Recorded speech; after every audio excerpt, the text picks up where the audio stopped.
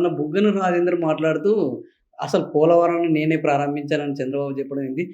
అనుమతులన్నీ మా దగ్గర వచ్చినాయండి. మొత్తం ఏంది మార్చి, సెప్టెంబరు, అక్టోబరు అన్ని డేట్లు గూడా చెప్తున్నారు. అసలు ఇది ఏంది ఇంత విచిత్రం ఏంది అని అంటున్నారు. అదేంటి సార్ అసలు?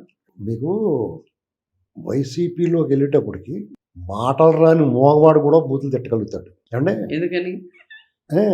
ఎవడన్నా అంటే వాళ్ళకేమన్నా ట్రైనింగ్ సెషన్ చాలా పెద్ద మనిషి కుటుంబ చరిత్ర ఉన్నవాడు కూడా జగన్మోహన్ రెడ్డి పార్టీ అతను సహవాసం చేస్తే పచ్చబద్దాల అడ్డగోలు వాదన చేయగలుగుతారు. అది సిగ్గుందండి వాళ్ళకి ఏమన్నా? పోలవరం గురించి వాళ్ళు మాట్లాడకూడదండి. 72% పూర్తయిన దాన్ని తీసుకుని వీళ్ళు దాన్ని ఆ గోడల గేడలు కొట్టుకుపోయేలా చేస్తారు తప్ప 20లాగా అప్పచెప్తా ఉన్నాడు. 27 జూన్కి అన్నాడు, 22 డిసెంబర్ అన్నాడు, 23 అన్నాడు, 25 జూన్ అన్నాడు. అంటే 24లో గెలుస్తాను అనుకోని ఏమైందండి? రివర్స్ టెండరింగ్ అని 300 కోట్ల లాభం వచ్చింది అన్నాడు. 6,000 కోట్లు దోలు తీరిపోయింది. నువ్వు మాట్లాడడం నాలుగు లేని నరవలేని నాలుగు కదండి. వాళ్ళు ఏం మాట్లాడతారు.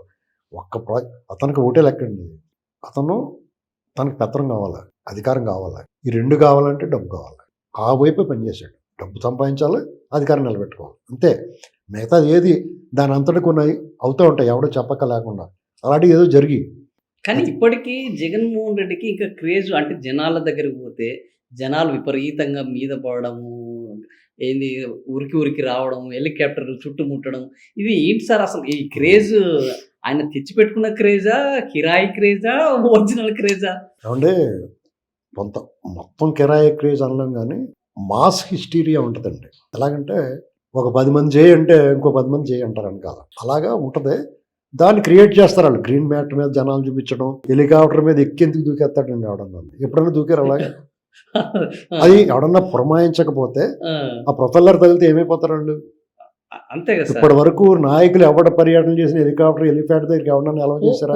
జనరల్ గా మన అనంతపురంలో అయితే అది విచిత్రంగా ఉన్నది. అదే మీకు ఇదంతా కూడా ప్రీ ఫ్యాబ్రికేటెడ్.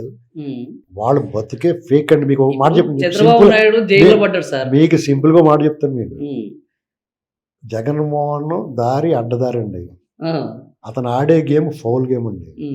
చంద్రబాబు నాయుడు గారు ఆడే గేమ్ రైట్ వే, ఆయన ఆడే గేమ్ ఫెయిర్ గేమ్.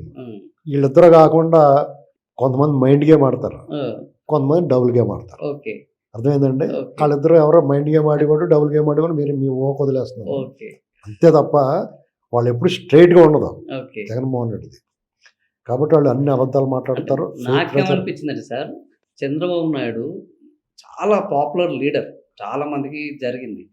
అట్లాంటి లీడర్ జైల్లో పడితే ఆయన జైల్లో అక్కడి నుంచి ఇక్కడ వరకు ఏంది వెహికల్స్లో తరలిస్తే ఎక్కడ చూసినా కూడా అసలు ఈయన దగ్గరికి రాకుండా ఎక్కడికక్కడ అడ్డుకున్నారు అనే ఒక చర్చ బాగా వచ్చింది అప్పుడు. అసలు మీకు చంద్రబాబు నాయుడు గారు దాన్ని ఎంకరేజ్ చేయలేదు. చట్టానికి సహకరించండి, ఎవరు అడ్డుపడొద్దని ఆయన స్వయంగా చెప్పాడు. ఆయన కూడా సహకరిస్తాడు. ఆయన ఎప్పుడు అరెస్ట్ చేసినా, నిర్బంధించినా, డిటైన్ చేసినప్పుడు ఆయన తన హక్కుల గురించి అడుగుతాడు ఆ ఆఫీసర్లని. ఇది కరెక్ట్ కాదు, మీరు నా నోటీస్ ఇవ్వండి, రిటర్న్గా ఇవ్వండి ఏదన్నా అని అడుగుతాడు. వాళ్ళు ఆఖరికి మాకు సహకరించండి సార్ ప్లీజ్ మాకు అని వాళ్ళ పరిస్థితి అర్థం చేసుకుని చట్టాన్ని గౌరవించి, రాజ్యాంగాన్ని గౌరవించి అతను వాళ్ళకి సహకరిస్తాడు. అదే మీకు వైజాగ్ ఎయిర్పోర్ట్లో జరిగిన, రేణిగుంట ఎయిర్పోర్ట్లో జరిగిన, రామతీర్థం ఘటనలో జరిగిన, అనపర్తిలో జరిగిన, మొన్న ఆయన అరెస్ట్ అప్పుడు అక్రమంగా ఆ కొల్లి రెడ్డి అత్యంత దారుణంగా వ్యవహరించాడు. ఇప్పుడు మనుషులు ఎద్దులాగా ఎదిగితే కాదండి, మా చదువు ఉన్నదంటే కాదు, కనీసం వాళ్ళు దేని మీద ఓతు తీసుకుని వచ్చారో వాళ్ళ స్థాయిని గౌరవించడానికి ఆ రూల్ పాటించాలండి. జగన్మోహన్ రెడ్డి అంటే బందిపోటు దొంగ చెప్తే ఒక అధికారి, ఐపీఎస్ అధికారి పాటించడం అంటే అంతకన్నా దురదృష్టం ఏముంటుందండి?